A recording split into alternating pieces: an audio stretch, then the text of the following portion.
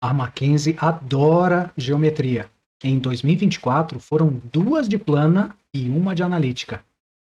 Eu sou Gui Marques e hoje nós vamos resolver as 3 questões de geometria da Faculdade Evangélica Mackenzie do Paraná de 2024. Vamos ver o primeiro enunciado? O enunciado diz o seguinte, da questão de analítica, tá? No plano cartesiano, são dados os pontos A, 1 e 2, e B, 3 e 6. O ponto P pertence ao eixo das abscissas e é equidistante dos pontos A e B. A abscissa de P é, pergunta nas afirmativas A, B, C, D, E. Gente, dá um pause no vídeo, tenta resolver. Se você não conseguir, a gente resolve juntos na sequência. Mas aproveita que você vai dar um pause no vídeo, dá um like nesse vídeo, já se inscreva no canal, se você não for inscrito ainda, e se você puder ir até o Instagram e voltar, vá no Instagram, porque lá eu aviso de todos os lançamentos de vídeo desse canal. Bom? Dá um pause no vídeo, tenta resolver, qualquer coisa a gente resolve juntos na sequência. E aí, conseguiu? Gente, eu preparei aqui uma figura genérica, que é o seguinte, aqui está o ponto A, que foi dado, 1 e 2, ponto B, 3 e 6. Ele diz que o ponto P pertence ao eixo das abscissas. Eixo das abscissas é o eixo X, tá? Então, existem abscissas e ordenadas. Ordem alfabética, A, O, abscissa, ordenada, X, Y, tá? Ordem alfabética nos dois casos. Ele diz que esse ponto P, que está no eixo X, eixo das abscissas, é equidistante. Peraí, equidistante quer dizer, equi é igual, distante. Distância igual. Ele tem distância igual até os pontos A e B. Portanto, eu disse aqui, ó, coloquei na figura que a distância de P até A é igual à distância de P até B. Ah, eu fiz uma figura bem esquemática, mas ele já dá uma ideia de que o X vai ser alguma coisa aqui para frente, né? 6, 8, 9, 10, 12. Ok, está mais perto aqui, na minha figura está mais perto do 6, mas pode ser 8 e 9, uma coisa assim que não está totalmente em escala esse 1 e 2 e 3 aqui, né? Mas como é que a gente vai resolver esse problema pela analítica? Olha só, o ponto P pertence ao eixo X. Todos os pontos que pertencem ao eixo X, eles têm uma coordenada X, que no caso é justamente o que a gente está querendo. Portanto, eu vou chamar aqui, ó, de X a coordenada X dele, mas o Y dele ele não está nem para cima nem para baixo. Portanto, o Y dele vai valer 0. Concorda comigo? Bom, então eu tenho um ponto P que tem distância igual até A e até B. E como é que a gente calcula a distância entre dois pontos na geometria analítica? Normalmente eu faço o seguinte, ó. Eu costumo usar como se fosse Pitágoras, tá? A distância entre dois pontos ao quadrado é igual à diferença dos x, vamos dizer, x2 menos x1 ao quadrado, mais a diferença dos y, y2 menos y1 ao quadrado. Quem você pega para ponto x1 e x2, a ordem deles não interessa, porque a diferença entre os valores de x está ao quadrado e de y também. Tá? Se você pegar esse quadrado aqui e passar a raiz quadrada para o outro lado, você tem a fórmula tradicional da geometria analítica, que é raiz quadrada dessa diferença mais essa diferença, tudo isso ao quadrado. Tá? Então vamos lá. Vamos fazer distância. A gente vai resolver usando a informação. Distância de P até A tem que ser igual à distância de P até B. Certo? Então vamos lá. Se a gente passar esse raiz quadrada para o outro lado, a gente vai ter uma raiz de diferença dos valores de x ao quadrado. Estou fazendo distância de P até A, certo? Vamos lá. Diferença dos x. X do P é x. X do A é 1. Fica x menos 1 ao quadrado. Mais a diferença dos valores de y. 0 menos 2. Tanto faz a ordem, mas eu vou colocar na ordem que a gente começou. 0 menos 2 ao quadrado. Isso tem que ser igual a uma outra raiz quadrada. E esta outra raiz quadrada vai ser a distância de P até B, certo? X menos 3 quadrado, mais 0 menos 6 ao quadrado. Bom, como você tem uma raiz igual a outra raiz, eu posso eliminar essas raízes mais fácil, fazendo o seguinte, ó, vamos elevar ao quadrado aqui e vamos elevar ao quadrado lá. Aí a raiz simplifica ao quadrado, a raiz simplifica ao quadrado, e a gente vai ter só essas expressões com x aqui, tá? Então vai ficar x menos 1 elevado ao quadrado é o quadrado do primeiro, que é x ao quadrado, menos 2 vezes o primeiro pelo segundo, 2 vezes x vezes 1, vai ficar 2x, mais o quadrado do segundo, que é 1. Isso somado ainda com 0 menos 2 dá menos 2. Menos ao quadrado fica mais. Então vai ficar menos 2 ao quadrado, vai ficar mais 2 ao quadrado, que é 4. Certo? Deixa eu apagar essa fórmula aqui. Então,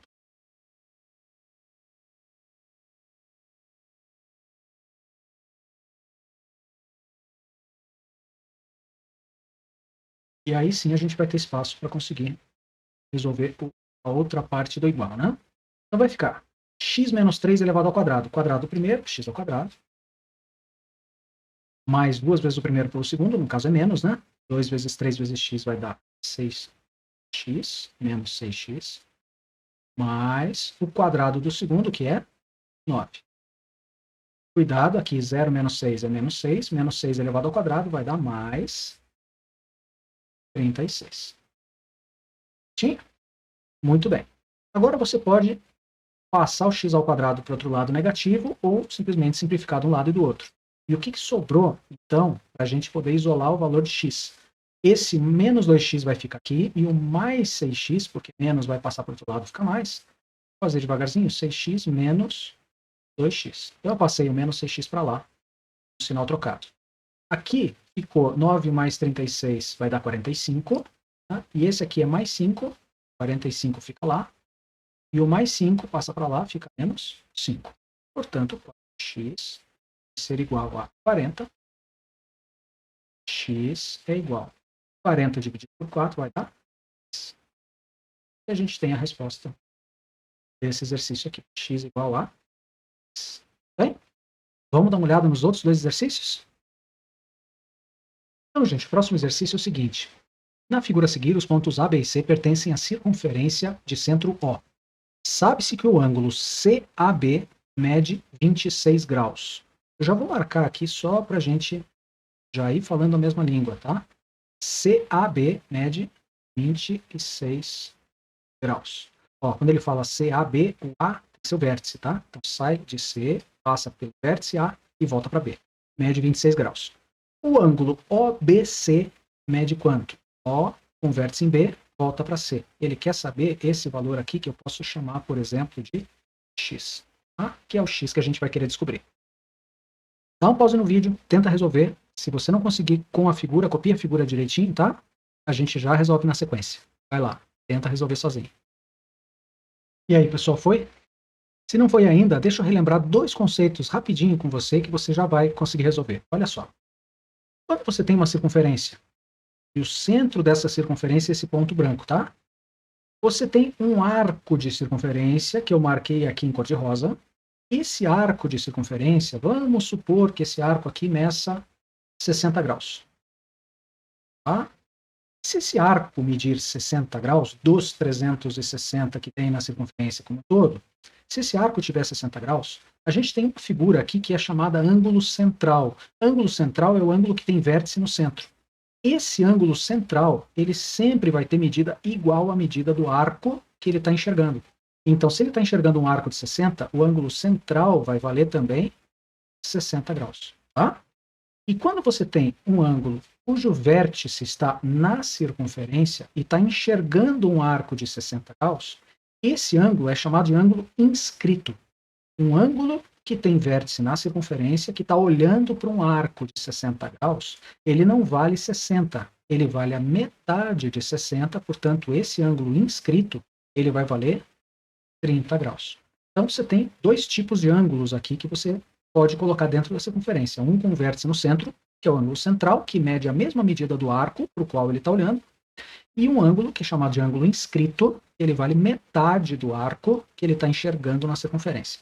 Bom, aqui você já vai, diretamente, você já vai enxergar os dois tipos de ângulo que apareceram aqui. Ora, eu tenho um ângulo com vértice na circunferência, certo? Esse ângulo com vértice na circunferência, ele está enxergando este arco BC. Certo?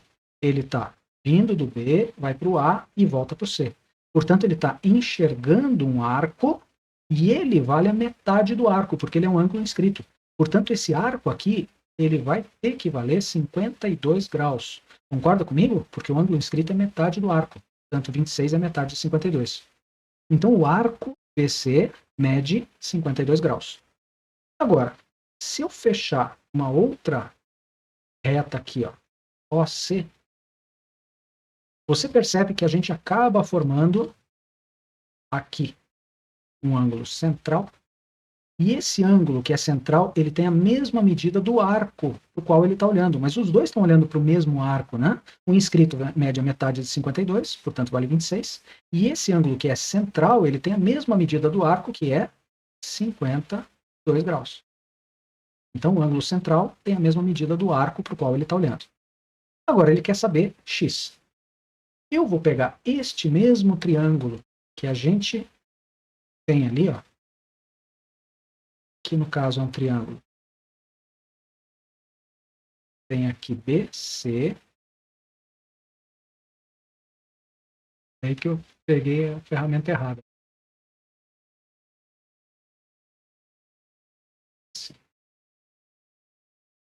Então eu vou enxergar este triângulo aqui, ó,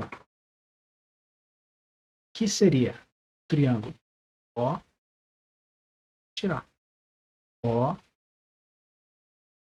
B, C, e vou enxergar o seguinte: OB não é a medida do raio da circunferência? OB é a medida do raio. OC não é também a medida do raio, porque vai do centro da circunferência até um ponto na circunferência? Então você percebe que esse triângulo OBC é um triângulo isósceles. Se um triângulo é isósceles, ele tem dois lados iguais e pode ter um terceiro lado igual, aí ele seria equilátero, né? Mas ele tem dois lados iguais e, obrigatoriamente, se ele tem dois lados iguais, ele tem dois ângulos iguais na base. Ele vai ter x aqui e x lá. Eu já coloquei x porque a gente chamou de x, né? Esse ângulo OBC, tá? Então, triângulo que é isósceles sempre vai ter dois lados iguais e sempre vai ter dois ângulos iguais opostos a esses lados que são iguais. Agora, esse ângulo daqui de cima, ó, a gente já sabe que ele vale 52 graus. Olha, a figura está aqui, ó, 52 graus. Então, só tombei esse triângulo para deixar o BC na base e a gente enxergar o triângulo isósceles de maneira mais fácil. Mas você sabe qual é a soma dos ângulos internos de um triângulo, né? X mais 52, x mais 52 tem que dar 180 graus. Qualquer triângulo tem soma dos ângulos internos igual a 180. Portanto, 2x é igual a 180 menos 52. Isso vai dar 128, né? 128 graus. Da onde a gente tira que o x vale 128 por 2, vai dar 64 graus. Que é a resposta que a gente encontra na letra A. Certo? Então, o que a gente usou? Ângulo inscrito, ângulo central e triângulo isósceles aqui, porque eu tenho dois raios. Portanto, se aquele lá é x, esse aqui também vai ser x, porque é um triângulo isósceles. Tá? E a gente fez a soma dos ângulos internos do triângulo, igual a 180 graus. Certinho? Vamos ver a última questão? Deixa eu mostrar para vocês. Então, pessoal, essa é a última questão que nós vamos resolver hoje, tá? Olha só, o pentágono ABCDE da figura abaixo foi ampliado a partir do ponto A. Então você tem um pentágono pequeno e que ele foi ampliado, resultando no pentágono A, B', C', D', E', semelhante ao pentágono inicial.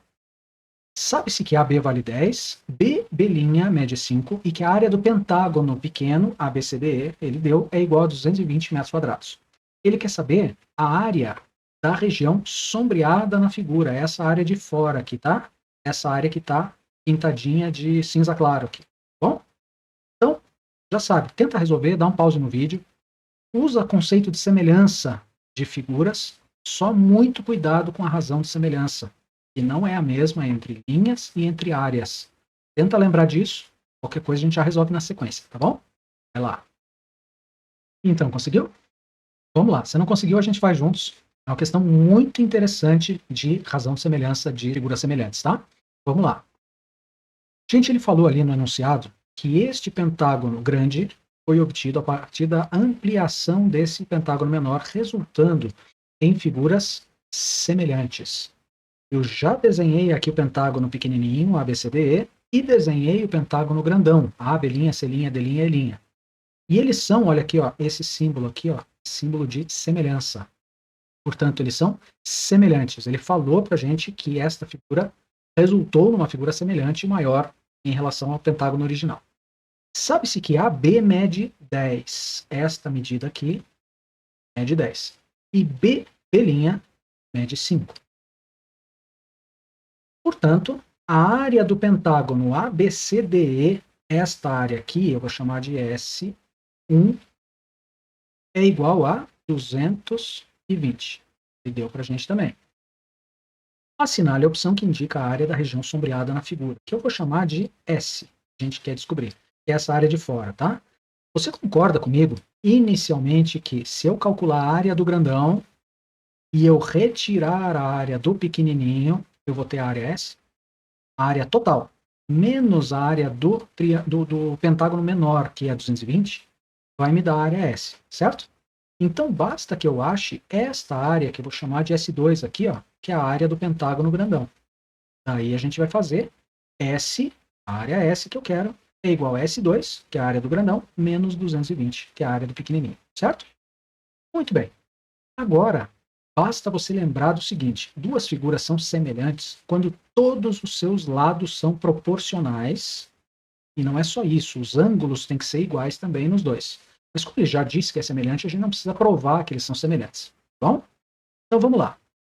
AB. Qual é a medida AB? Aqui, ó. Ele já deu. AB mede 10. Deixa eu marcar aqui nesse pentágono menor que o lado de baixo deste pentágono aqui é 10.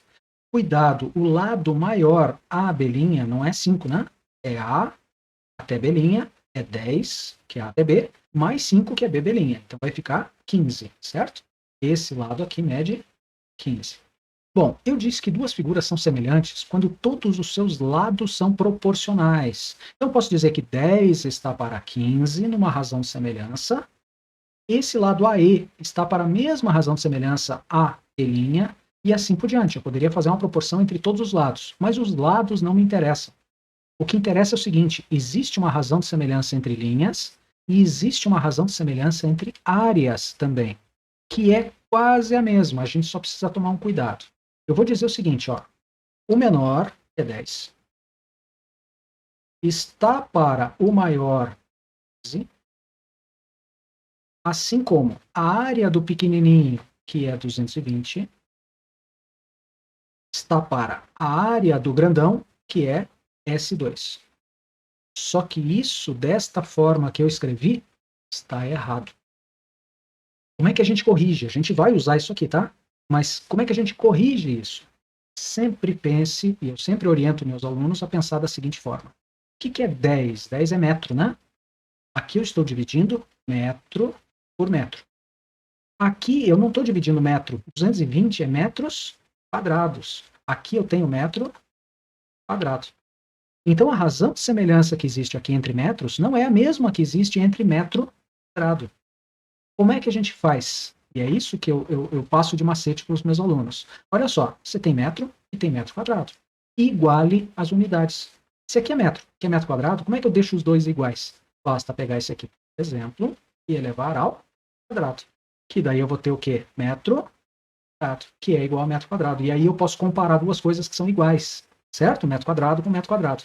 Então, razão de semelhança. Lado está para lado, assim como área está para área.